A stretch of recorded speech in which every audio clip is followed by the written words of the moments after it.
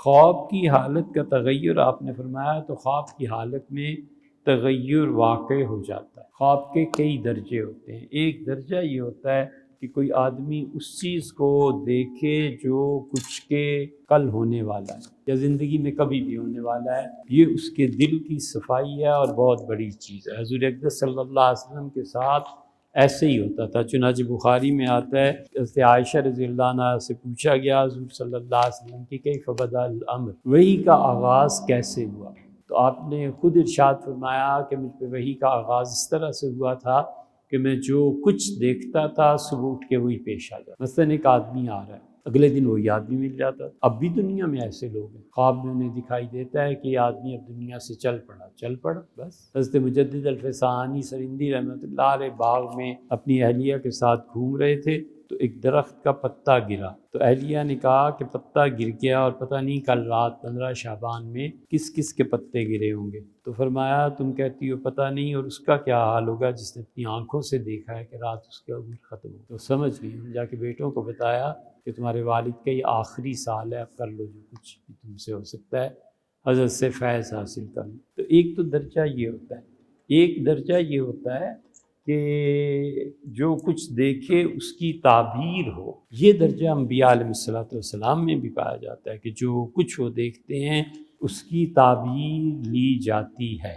مثلا حضور اقدس صلی اللہ علیہ وسلم فرمایا میں نے دیکھا کہ میرے گرد گائے ہیں کئی ایک ذبح کی جا رہی ہیں، اور اس کی تعبیر بھی آپ نے خود ہی ارشاد فرمائی۔ احد سے پہلے جب جانا تھا جہاد پہ تو آپ نے فرمایا اس کا مطلب یہ ہے کہ میرے ارد گرد بہت سے بڑے لوگ شہید ہو جائیں گے۔ ام المومنین حضرت عائشہ رضی اللہ عنہا فرماتی ہیں میں نے بھی یہی خواب دیکھا تھا، تو مجھ سے فرمایا کہ عائشہ تم کسی ایسے مقام پہ پہنچ جاؤ گی جہاں تمہارے ارد گرد میرے صحابہ رضی اللہ عنہ کی لاشیں ہوں۔ اور ہوا جنگ جمل میں۔ حضرت عائشہ رضی اللہ عنہا کہتی ہیں کہ میں نے حضور صلی اللہ علیہ وسلم میں نے والد سے پوچھا کہ میں نے رات دیکھا ہے میرے اس حجرے میں 3 چاند اترے ہیں آسمان سے، تو میرے والد چپ رہے۔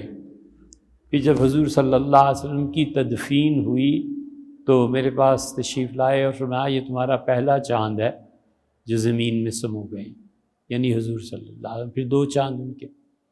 نبی کریم صلی اللہ علیہ وسلم میں نے دیکھا عتاب کے والد کو میں نے مکہ، اس نے اسلام قبول کر لیا اور عتاب کفر پہ مر گیا۔ حضور اقدس صلی اللہ علیہ وسلم نے عتاب کے بیٹے کو مکہ کا گورنر مقرر کیا جب کو 17 سال کا بچہ تھا، اور فرمایا صحابہ رضی اللہ عنہ سے کہ جو میں نے دیکھا تھا نا یہ اس کی تعبیر ہے، یعنی اس خواب نبی کا خواب علیہ السلام وہی ہوتا ہے، تو فرمایا یہ اس خواب کی تعبیر ہے، اور میں نے عتاب کو فتح مکہ کے بعد اس کا گورنر مقرر کیا ہے۔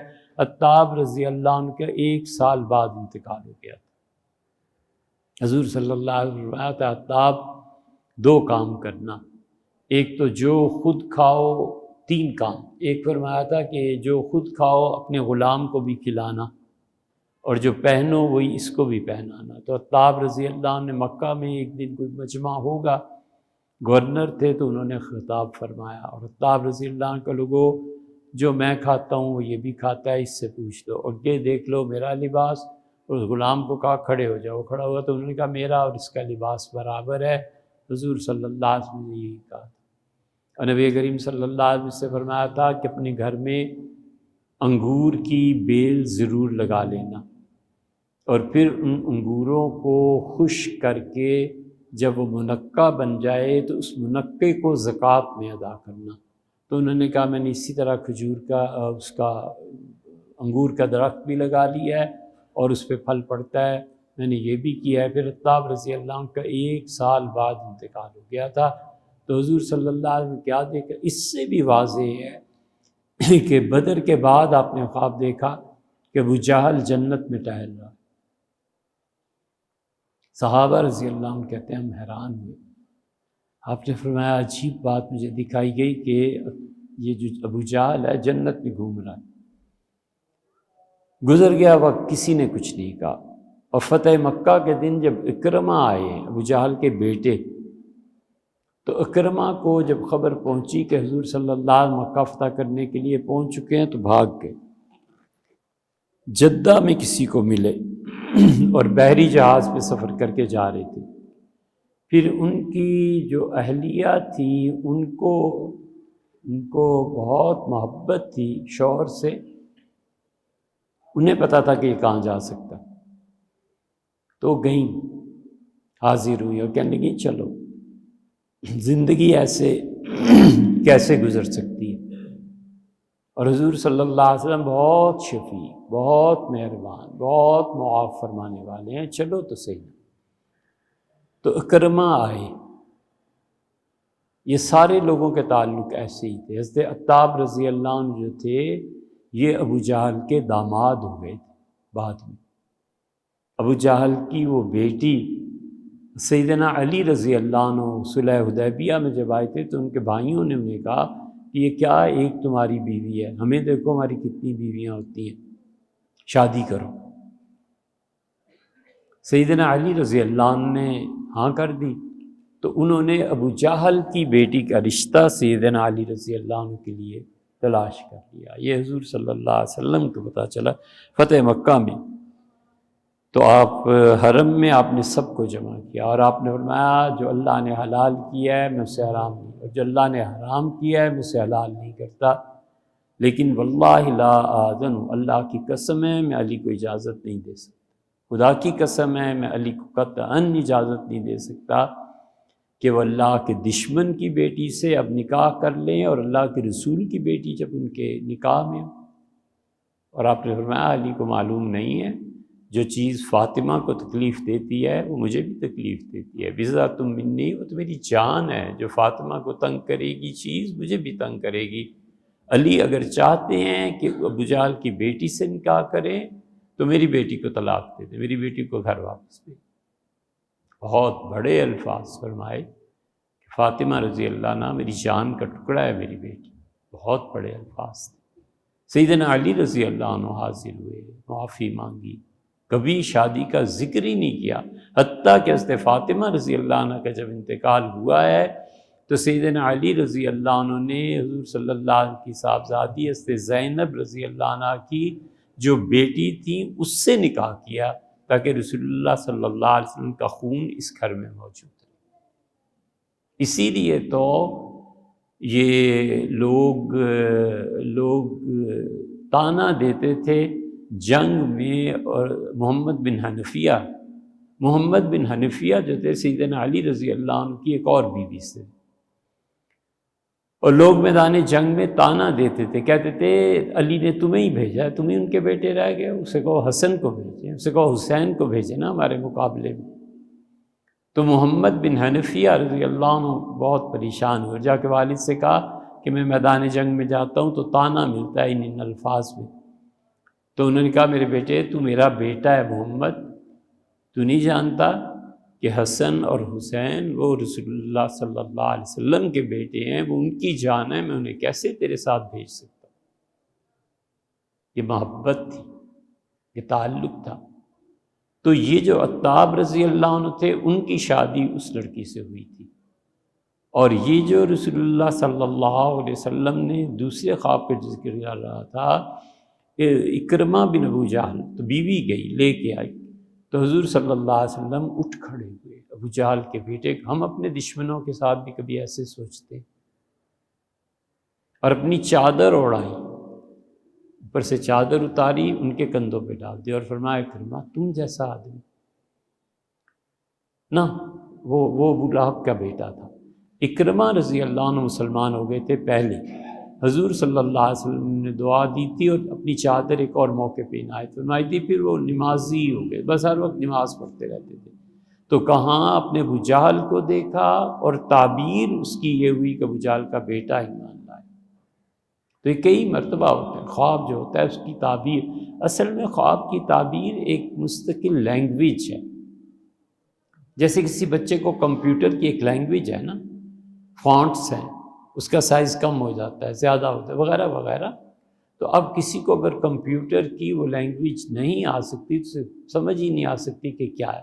بالکل اسی طرح یہ جو خواب ہے نا، عالم مثال میں ایک چیز ہوتی ہے، وہ عالم مثال میں وہ زبان جب بولی جاتی ہے، لکھی جاتی ہے، کہی جاتی ہے، تو وہ جو زبان ہے اس کو انٹرپریٹ کرنا، اس زبان کو سمجھنا، یہ صرف اور صرف اللہ اپنے فضل سے سمجھا دے، اس کا اور کوئی ذریعہ نہیں۔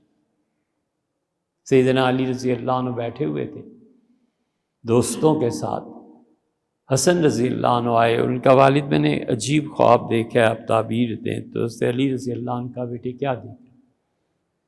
انہوں نے کہا میں نے امیر المومنین عثمان رضی اللہ عنہ کو دیکھا ہے،